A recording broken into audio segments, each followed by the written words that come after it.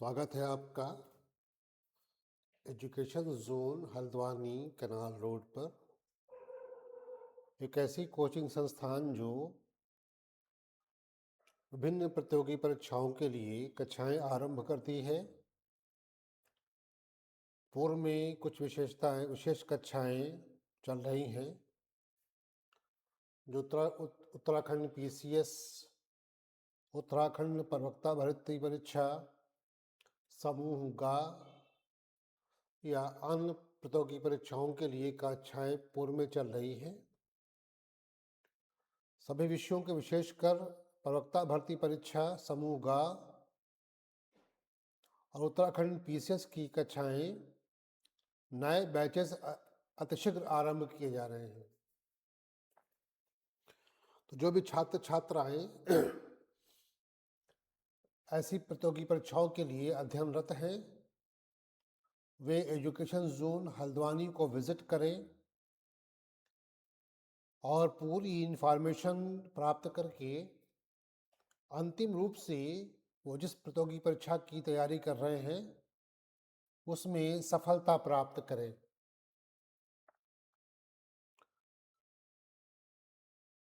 उत्तराखंड सरकार ने आयोग से प्रवक्ता भर्ती परीक्षा की वैकेंसी को डिक्लेयर कर रखा है। उसमें एक विषय है राजनीति विज्ञान का।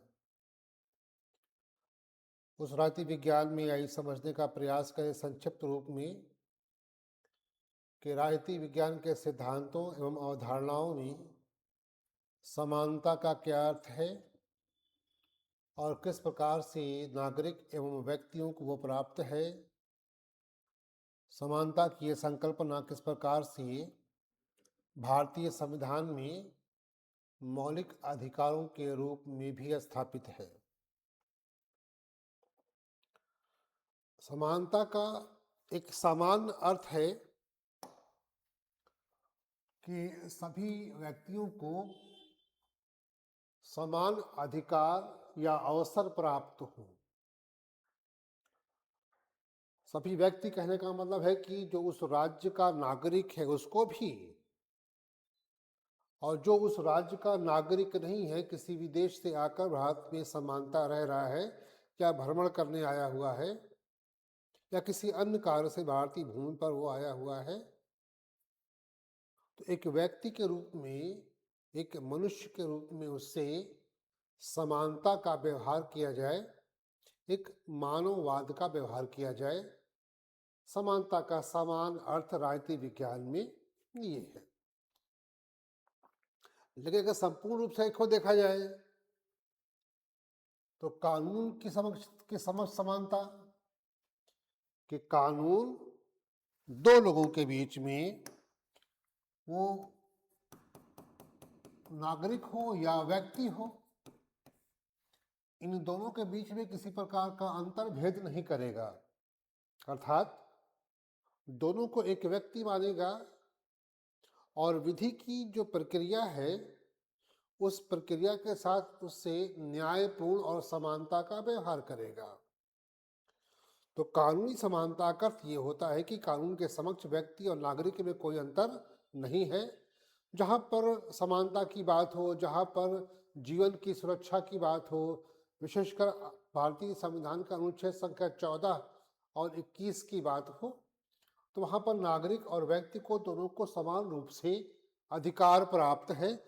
ये समान अर्थ कानून के समक्ष समता का है, जहाँ पर किसी के साथ भी लिंग का, धर्म के आधार पर, भाषा के आधार पर, वर्ग के आधार पर या जन्म के आधार पर कोई भेदभाव ना हो और प्रत्येक व्यक्ति को अपनी व्यक्तिगत क्षमताओं के आधार पर अपने आप को विकास करने का अवसर प्राप्त हो। इस रूप में कानूनी समानता की अवधारणा भारत राजनीति विज्ञान में स्थापित की गई है। क्या है कानूनी समानता का अर्थ? तो समानता ये है कि जहां कानून सबके समक्ष समानता या बराबरी का कार्य करे या उसका निर्वहन करे। सभी के अधिकारों का संरक्षक भारत का संविधान हो, जो सभी व्यक्तियों के अधिकारों का संरक्षण करे और सबका समान रूप से संरक्षण करे, जिसको विधि के समक्ष समता भी कह दिया जाता है, कहा जाता है। तो एक ये है कि कानून के समक्ष सब समान है, सब बराबर है और सबको विधि की समता या बराबरी का अधिकार प्राप्त है, विधि के समक्ष संरक्षण प्राप्त है। राजनीति विज्ञान में इसी अवधारणा को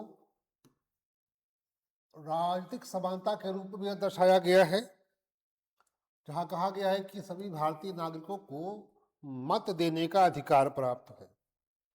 जानते हैं कि भारत में मत देने का अधिकार एक संसदीय अधिकार है। भारत में जब सत्ता प्राप्त हुई और भारत में एक निर्वाचित सरकार की मांग उठी, 1952 में सरकार बनी, तो आवश्यकता ये थी कि एक कानून, एक अधिनियम ऐसा है जो भारत में चुनाव की प्रक्रिया को, वोटरों की संख्या को, मतदाता कौन होगा उसको, चुनाव कौन लड़ेगा, उम्मीदवार कौन होगा, इन सब बातों की व्याख्या करने के लिए एक अधिनियम की आवश्यकता थी।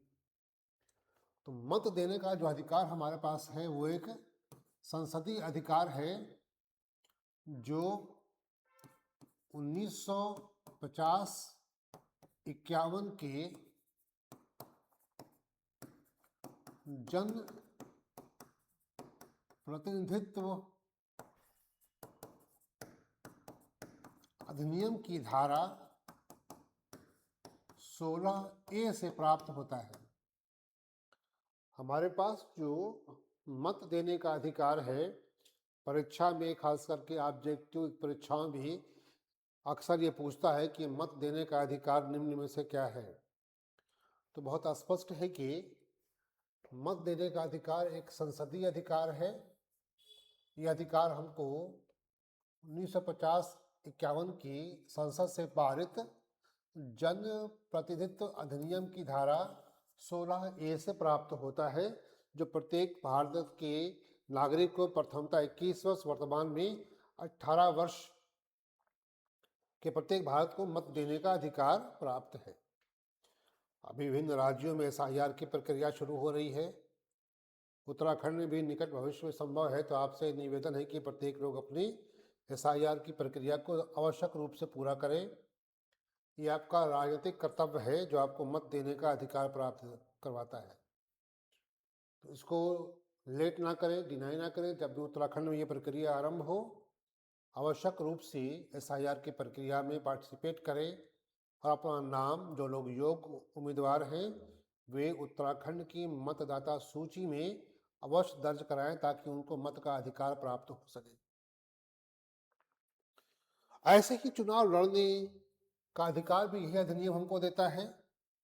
प्रशासन में भाग लेने का, शासन में भाग लेने का, ये सारे अधिकार हमारे राजनीतिक अधिकार की श्रेणी के अंतर्गत राजनीतिक विज्ञान में स्थापित किए गए हैं। एक संकल्पना, एक अवधारणा के रूप में व्याख्यात है।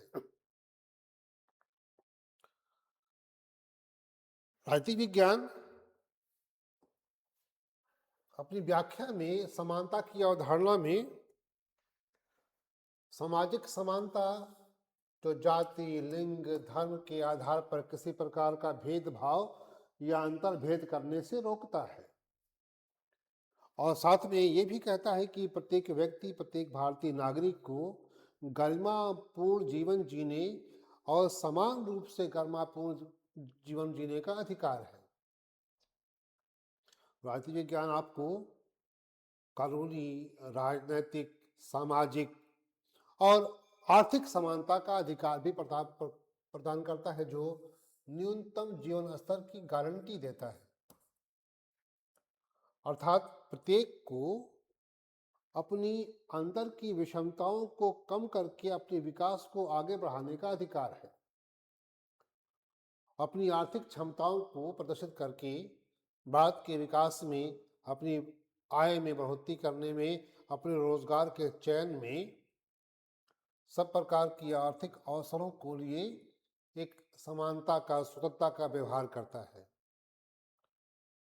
तो केवल एक प्रकार की राजनीतिक समानता की अवधारणा नहीं है, बल्कि वो कानूनी भी है, राजनैतिक भी है, सामाजिक भी है और आर्थिक उन्नति के रूप में भी समानता की अवधारणा राजनीति विज्ञान अपने विषय के अंतर्गत डिस्कस करता है। प्रवक्ता भर्ती परीक्षा या यूजीसी या यूपीएससी के ऑप्शन में जो लोग राजनीति विज्ञान या इंग्लिश मीडियम में पॉल साइंस को रखते हैं, वे लोग संपर्क कर सकते हैं ताकि उनको अंतिम रूप से इस विषय में सफलता अर्जित करवाई जा सके। एक प्रश्न और उठाता है राजनीति विज्ञान की, समानता और न्याय का क्या अर्थ है। भारतीय संविधान में समानता को व्याख्यात करने के लिए, न्यायपूर्ण बनाने के लिए अनुच्छेद संख्या 14, 15 और 16 की स्थापना है।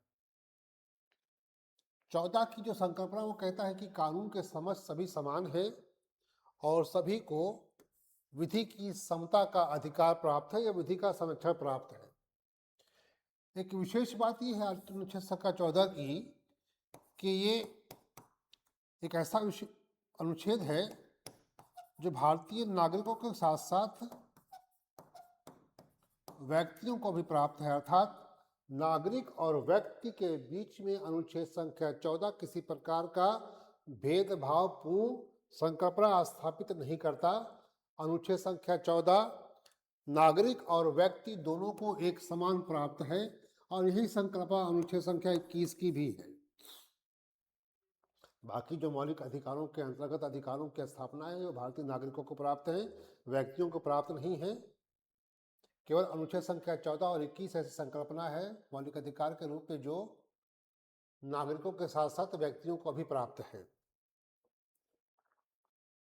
तो एक तो यह है कि कानून के समक्ष सभी नागरिक और व्यक्ति समान है और दूसरा है कि सभी व्यक्तियों और नागरिकों को विधि का समान संरक्षण प्राप्त होगा। यह है अनुच्छेद संख्या 14 की संक्षिप्त संकल्पना। दूसरा यह कि अनुच्छेद संख्या 15 ये कहता है कि किसी के साथ भी राज्य किसी के साथ भेदभावपूर्ण कार्य नहीं करेगा। कहाँ नहीं करेगा? तो कहा गया है कि भारतीय संविधान का अनुच्छेद संख्या 15 में कहा गया है कि सार्वजनिक स्थलों जैसे पार्क हो गया, सड़क हो गया, रेस्टोरेंट हो गया, मनोरंजन के स्थल हो गए, यातायात के साधन हो गए, सार्वजनिक स्थल हो गए, इन जगहों पर भारतीय राज्य किसी भारतीय नागरिक के साथ भेदभाव नहीं करेगा। ये बात याद रखना होगा कि 14 व्यक्ति और नागरिक को प्राप्त है, जबकि 15 और 16 केवल नागरिक को प्राप्त है, व्यक्तियों को प्राप्त नहीं है। ऐसी कक्षाओं के लिए आप ज्वाइन करिए education zone Haldwani canal road पर, ताकि इस विषय को और डीपली व्याख्यात किया जा सके। यही वो अनुच्छेद है, ये जो सिद्धांत है जो स्त्रियों को, बालकों को विशेष रूप से संरक्षित करने, उनको विकास के लिए कुछ विशेष कानून बनाने, कुछ अलग प्रावधान करने, अगर विशेष रूप से आवश्यक हो तो उनके लिए महिलाओं के लिए आरक्षण करने या महिला आयोग बनाने, ताकि महिलाओं की विशेष देखरेख हो सके, उनको भी पुरुषों के समान समान अवसर प्राप्त हो सके, उनके साथ भी समानता पूर्वक व्यवहार हो सके, भारत के विकास के क्रम में महिलाओं का योगदान भी पूरा हो सके। तो अनुच्छेद संख्या 15 भारत के नागरिकों को भेदभाव से निषेध करता है। कहाँ से निषेध करता है? सार्वजनिक स्थलों से निषेध करता है और इसी आर्टिकल के अंदर स्त्रियों और बालकों को विशेष संरक्षण का सिद्धांत भी दिया गया है। अनुच्छेद संख्या 16 भारत के सभी नागरिकों को रोजगार का अवसर प्रदान करता है।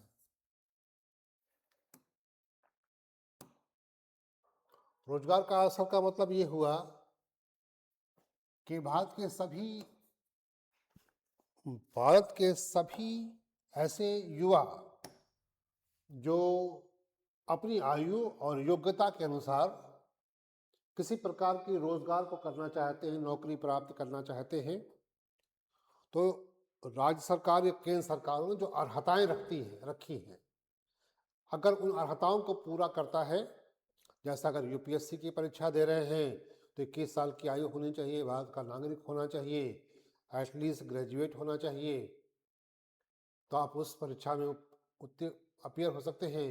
और अगर परीक्षा के सभी तीनों चरणों को पास करते हैं, क्वालिफाई करते हैं, तो आप एक ब्यूरोक्रेट के रूप में चयनित हो जाते हैं। तो ऐसी अवसर की समानता, या उत्तराखंड के विशेष में बात किया जाए, उत्तराखंड पीसीएस समूंगा या लोअर पीसीएस से प्रवक्ता भर्ता परीक्षा या अन्य परीक्षाओं की जो परीक्षाएं ये स्टेट कराता है, उसमें राज्य की अपनी अर्हताएं हैं। तो जो भी योग्य उम्मीदवार उन अर्हताओं को पूरी करते हैं, अनुच्छेद संख्या 16 में दिए गए संकल्पनाओं का उपयोग करके इस अवसर का लाभ लेकर अपने आप को रोजगार की समानता को प्राप्त कर सकते हैं। ये आर्टिकल किसी भी नागरिकों के बीच में भेदभाव नहीं करता, अगर उनकी अर्हताएं और योग्यताएं पूरी है तब। अयोग्य को ये समान अवसर नहीं प्रदान करता। मान लीजिए कोई दावा करे कि यूपीएससी के एग्जाम की आयु 21 वर्ष है और 20 वर्ष का ही है, तो वो 20 वाला भी देगा। तो ऐसे प्रतिबंध हैं। जो योग्यताएं, जो अर्हताएं रखी गई हैं, उन योग्यताओं और अर्हताओं को पूरी करते हुए अनुच्छेद संख्या 16 पे दावे किए जा सकते हैं।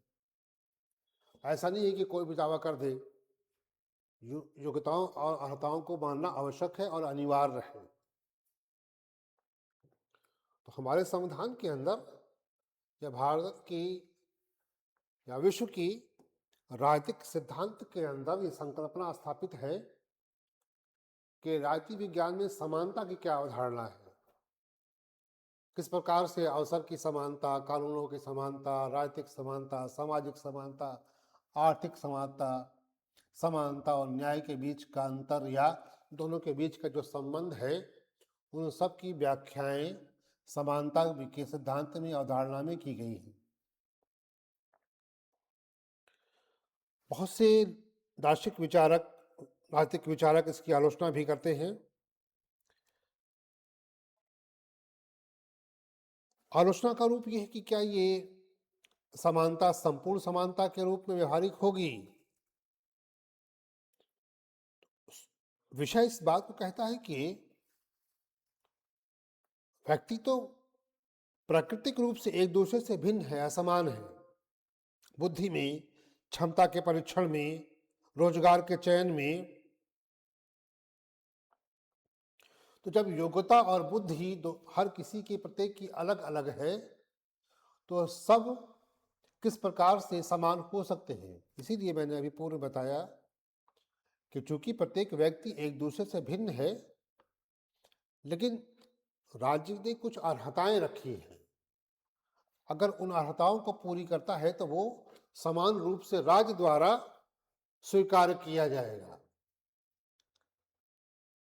मनुष्य एक दूसरे से भिन्न हो सकता है, बुद्धि में भिन्न हो सकता है, परंतु अपनी योग्यता के प्रदर्शन में अगर वो समान अवसर मिलता है और समान रूप से उस अपनी अवसर को प्राप्त करके अपनी योग्यता का प्रदर्शन करता है, तो इन लोगों के बीच किसी प्रकार का भेदभाव नहीं होगा। समानता का अर्थ वास्तविक रूप में ये है। तो पुनः एक बार स्पष्ट कर दें कि जो लोग यूपीएससी में एक विषय के रूप में हिंदी या इंग्लिश मीडियम, चाहे जो भी हो, राजनीति विज्ञान या पोल साइंस को रख रहे हैं, वो लोग यूपीएससी ऑप्शन के लिए ज्वाइन करें, या यूजीसी जैसे नेट जेआरएफ परीक्षाओं को पूरी प्राप्त करना चाहते पढ़ रहे हैं तो वहाँ ज्वाइन करें, या उत्तराखंड प्रवक्ता भर्ता के लिए एक नागरिक शास्त्र के रूप में विषय उनका है, so education zone Haldwani canal road पर अवश्य संपर्क करें। मेरे द्वारा उनको ये विषय पढ़ाया जाएगा। मैं अपने बारे में बता दूं कि मैं हल्द्वानी से नहीं हूँ। मुझे यहाँ के संचालक डायरेक्टर महोदय ने दिल्ली से ऐसे विशेष कक्षाओं के लिए आमंत्रित किया है। अगली कक्षा का वेट करिए अगले वीडियो के। तब तक के लिए धन्यवाद।